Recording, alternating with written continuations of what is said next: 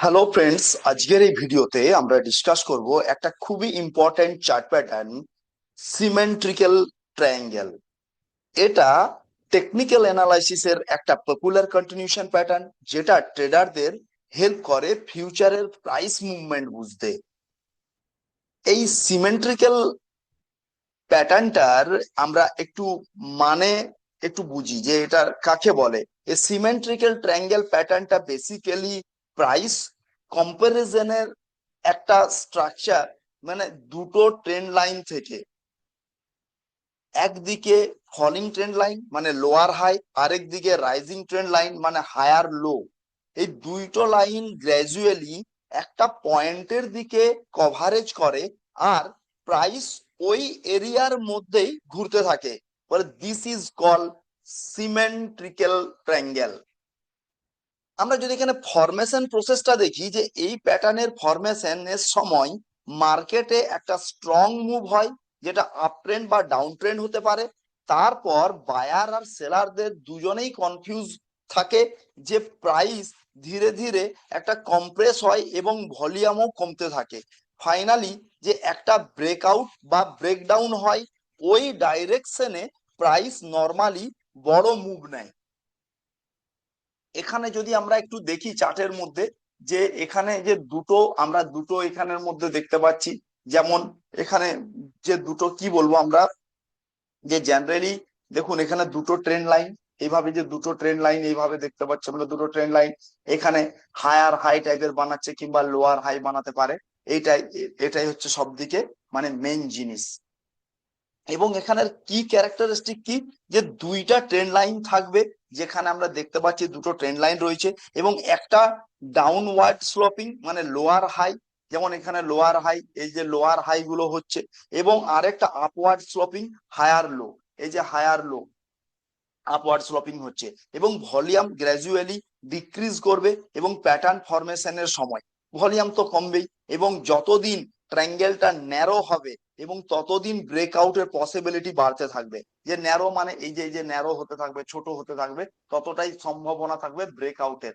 ঠিক আছে, হয় উপরে কিংবা নিচে। এবং ব্রেকআউট যখন হবে, নর্মালি ওই ডাইরেকশনে স্ট্রং মুমেন্টাম আসবে।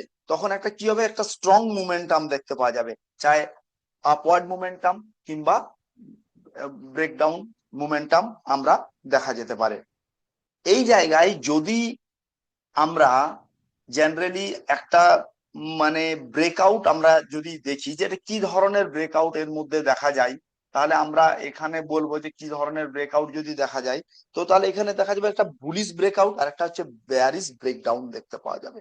যে যদি প্রাইস উপরের ট্রেন্ড লাইনকে ভাঙে এবং আপসাইডে যায়, এবং trial strong up trend continue করতে পারে। এবং বেয়ারিশ ব্রেকডাউন যদি হয়, যদি প্রাইস নিচের ট্রেন্ড লাইনকে ভাঙে এবং নিচে নেমে যায়, তাহলে ট্রায়াল ডাউন কন্টিনিউ করতে পারে। তাহলে এখানে এখানে আমরা যখনই দেখতে পাবো যে সিমেন্ট্রিক্যালি ট্রায়াঙ্গেল হচ্ছে, তো এই জায়গায় আমরা কিভাবে ট্রেড নিব।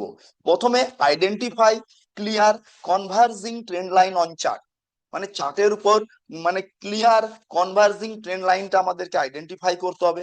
তারপরে ওয়েট করতে হবে যে ব্রেকআউটের কনফার্মেশন হওয়ার জন্য, যে ভলিউম মানে ভলিউম সহজ মানে এটা সাহায্য করবে। এখানে আমাদের ভলিউম আমাদেরকে হেল্প করবে, যে এর সাথে যে ব্রেকআউটের সময় উইথ ভলিউম মানে ব্রেকআউট হচ্ছে কিনা। এবং ব্রেকআউট হলে ট্রেড মানে ইনিশিয়েটটা করতে হবে ওই জায়গায় যেখানে ব্রেকআউট হচ্ছে। আমরা এরকম জায়গাতে একটা ট্রেড ইনিশিয়েট করব।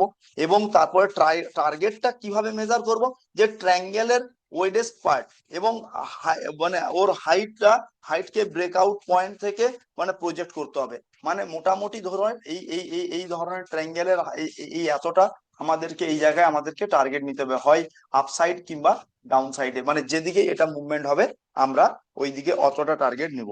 এবং স্টপ লস কিভাবে প্লট করা যাবে, স্টপ লস অলওয়েজ রাখা যাবে যে অপোজিট সাইডে ট্রেন লাইন, মানে এই জায়গায় যদি হয় এরকম জায়গাতে, এই জায়গাটাতে আমরা এসএল প্লট করব। এখানে যদি আমাদের এন্ট্রি পয়েন্ট হচ্ছে, তো এখানে আমাদের এসএল পয়েন্ট হবে।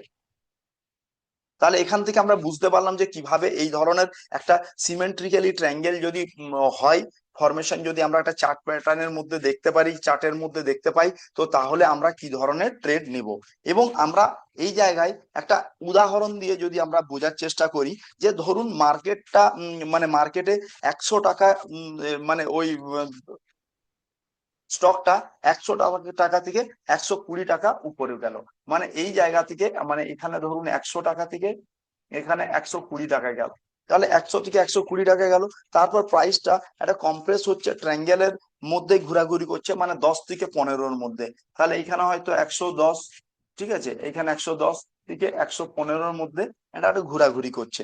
এইবারে কি হচ্ছে, যখন ব্রেকআউট হলো 116-র উপরে, ওই সময় টার্গেটের প্রাইসটা পাওয়া যাবে 125। মানে কিরকম ব্যাপারটা হচ্ছে, এখান থেকে যদি এইখানে যদি 116-তে হচ্ছে, ধরছি এই জায়গাটাতে 116-তে মোটামুটি একটা ব্রেকআউট দিচ্ছে, তাহলে সেখান থেকে আমরা মোটামুটি 125+ এর দিকে একটা টার্গেট আমরা সেট করতে পারবো, এবং এই জায়গা থেকে 125-এর দিকে টার্গেট আমরা সেট করতে পারবো এই জায়গায়। আমরা একটা কনক্লুশন কি হতে পারে, যে সো ফ্রেন্ড, এই যে সিমেন্ট্রিক্যালি ট্রায়াঙ্গেল প্যাটার্নটা একটা পাওয়ারফুল কন্টিনিউশন প্যাটার্ন। যদি প্রপারলি আইডেন্টিফাই করতে পারা যায়, যে তাহলে এটা দিয়ে একটা হাই প্রবাবিলিটি ট্রেড করা যেতে পারে। এবং অলওয়েজ রিমেম্বার, আমরা যেটা বলি, কনফার্মেশন উইদাউট ভলিউম মানে ট্রেড করাই যাবে না। এবং আর হচ্ছে স্টপ লস মাস্ট ইউজ করতে হবে, কারণ আমাদের যদি রিস্ক ম্যানেজমেন্ট করতে হয়, যদি রিস্কটাকে ম্যানেজ করতে হয়, তাহলে আমাদের স্টপ লস দেওয়া খুবই জরুরি, যেটা আমি প্রত্যেকটা প্যাটার্ন নিয়ে যখন আলোচনা করছি, আমি প্রত্যেকটা ভিডিওতেই ডিসকাস করেছি, যে এসএল মেনটেন করা দরকার রিস্কটাকে ম্যানেজ করার জন্য। সো ফ্রেন্ড, যদি ভিডিওটা ভালো লাগে এবং যদি ভিডিওটা আপনাকে ইনফরমেটিভ লাগে, তাহলে লাইক এবং শেয়ার করতে ভুলবেন না। এবং আপনি যদি আমাদের চ্যানেলে নতুন হন, তো অবশ্যই চ্যানেলটাকে সাবস্ক্রাইব করে রাখবেন।